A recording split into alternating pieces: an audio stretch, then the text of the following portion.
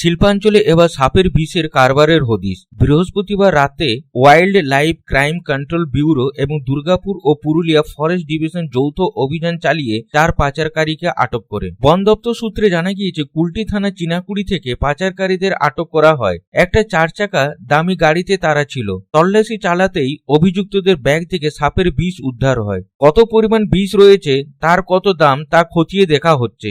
4 অভিযুক্তের মধ্যে 2 জন আসানসোল ও 2 জন পুরুলিয়ার বাসিন্দা বলে জানা গিয়েছে। আসানসোলের রেঞ্জ আধিকারিকের কাছে খবর আসে চিনাকুড়ি রুট দিয়ে একটি গাড়ি যাচ্ছে, যার মধ্যে বহুমূল্যে সাপের বিষ রয়েছে। সেই মতো অভিযান চালিয়ে সাপের বিষ সহ 4 জনকে আটক করে আসানসোলের বন বিভাগের রেঞ্জ অফিসাররা।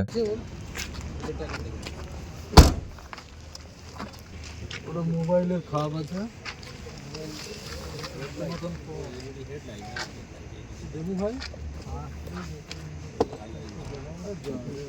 সামনে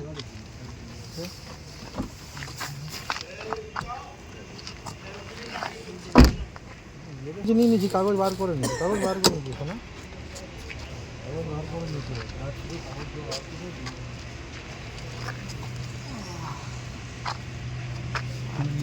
অভিযুক্তরা আন্তঃরাজ্য সাপের বিষের যে র্যাকেট রয়েছে তার সাথে জড়িত রয়েছে বলে মনে করা হচ্ছে। গাড়ি সহ সাপের বিষ ও আটক সহ 4 অভিযুক্তদের কুলটি থানা শাকতড়িয়া পুলিশ ফাঁড়িতে নিয়ে আসে। অভিযুক্তদের শুক্রবার আদালতে তোলা হবে। তবে অভিযুক্তরা গাড়িতে করে সাপের বিষ পাচারের উদ্দেশ্যে নিয়ে যাচ্ছিল। সেই বিষয়ে আসানসোল রেঞ্জ আধিকারিক সঞ্জয় প্রতি বলেন, গোপন সূত্রে খবর পেয়ে কংসাবতী নদী রঘুনাথপুর ডিভিশন রেঞ্জের থেকে চিনাকুড়ি রাস্তা দিয়ে সাপের বিষ নিয়ে গাড়ি যাচ্ছে। সেই বিশেষে টিম তৈরি করে দলবল নিয়ে এসে হানা দেয় এবং 4 জনকে আটক করে। অবৈধ সাপের বিষ পাচারের সঙ্গে জড়িত আছে বলে মনে করা হচ্ছে।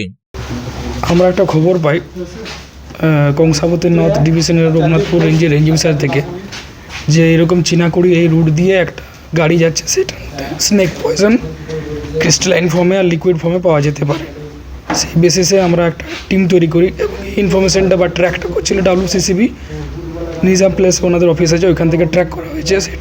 সেই ইনফরমেশনের বেসিসে আমি আসি আমার দলবল নিয়ে, এবং এখানে এনাদেরকে কিন্তু ওই গাড়ি শুদ্ধ অ্যারেস্ট করা হয়। কতজনে গ্রেপ্তার করা হয়েছে? মোট 4 জন অ্যারেস্ট করা হয়েছে। স্নেক পয়জন ক্রিস্টালাইন ফর্মে পাওয়া গেছে একটা অ্যাম্পুলে, আর একটা অ্যাম্পুলে পাওয়া গেছে লিকুইড ফর্মে পাওয়া গেছে। স্যার মার্কেটে কীরকম প্রাইস? মার্কেটের প্রাইস আমি ঠিক এখন বলতে পারবো না, কারণ এগুলো আমাদের এই মুহূর্তে বলাও ঠিক নয়। কারণ পরিমাণটা নিয়ে যাচ্ছিল কিছু জানতে পেরেছেন এদেরকে প্রাথমিকভাবে জিজ্ঞাসাবাদ করে? সিজিং করার সময় আমাদের কিছু সেরকম ওয়েং মেশিন কিছু ছিল না, ওই জন্যে